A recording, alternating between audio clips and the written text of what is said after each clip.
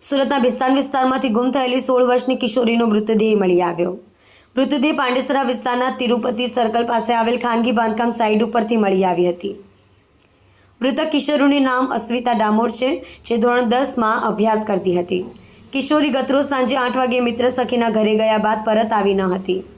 Mobile ઉપર phone પર વાત કરવા ફોન કર્યો પણ ઉપાડ્યો ન હતો, જેથી ફરીવાર કિશોરીની શોધખોળ હાથ ધરી હતી। કિશોરી મળી ન આવતા પરિવારે તાત્કાલિક બિસ્તાન પોલીસ સ્ટેશનમાં નોંધાવી હતી ફરિયાદ। પોલીસે તાત્કાલિક આ મામલે તપાસ શરૂ કરતા કિશોરી પાંડેસરા વિસ્તારમાં હોવાનું માલુમ પડ્યું હતું। પોલીસ પાંડેસરા વિસ્તારમાં સપનુલોક બાંધકામ સાઇટ ઉપર પહોંચી, પરંતુ ત્યાં પહોંચતા જ કિશોરી મરણ હાલતમાં મળી આવી હતી। હાલ સમગ્ર મામલે પાંડેસરા પોલીસે તપાસ શરૂ કરી છે। મારું નામ ઇનેશભાઈ મુકુંદભાઈ ડામોર, બેસ્તાન સંગમ સોસાયટી। अच्छा, શું તમારી દીકરી જોડે શું થયું? મારી દીકરી ઘરેથી ગઈ ને 8 વાગ્યા 7 વાગ્યા પછી ફ્રેન્ડની ત્યાં જેવું એવું કરીને ગઈ, તો એ પાછી અમને એને શોધખોળ કરી પણ અમને મળી નહીં। એટલે અમને પછી અમે બધા શોધ્યું, ફ્રેન્ડની ત્યાં બધાની ત્યાં તપાસ કરી। એના પછી અમે ગયા પછી બેસ્તાન પોલીસ સ્ટેશન પર, અને ત્યાંથી અમને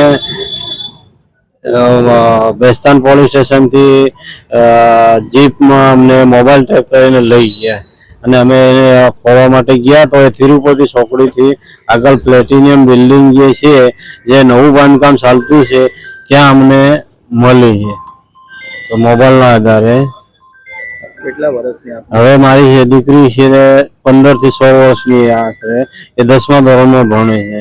શું લાગે છે તમને? મને એવું લાગે છે કે જે એની ફ્રેન્ડની ત્યાં જતી હતી ત્યાંથી વળતા એમની ફ્રેન્ડ નહોતી, તે ઘરે આવતી વખતે રિક્ષામાં બેઠી તો એની સાથે કોઈ ઉતરવા નહીં દીધી ઘરે આવવા માટે, અને એ ઉલટી રિક્ષા એ બાજુ લઈ ગયા। એને પ્રિયંકાથી સંગમમાં આવવા 1/2 કિલોમીટર બી નથી, તો એ પ્રિયંકાથી ત્યાં કેમ ગઈ તિરુપતિ પાસે, અને કોઈ દિવસ જાય નહીં એવું છે, એવી છોકરી છે। અને પોલીસની કે અમને પૂરેપૂરો ન્યાય ન લે, એનો સાચો હકીકતમાં શું છે એ અમારી બાંહેધરી છે।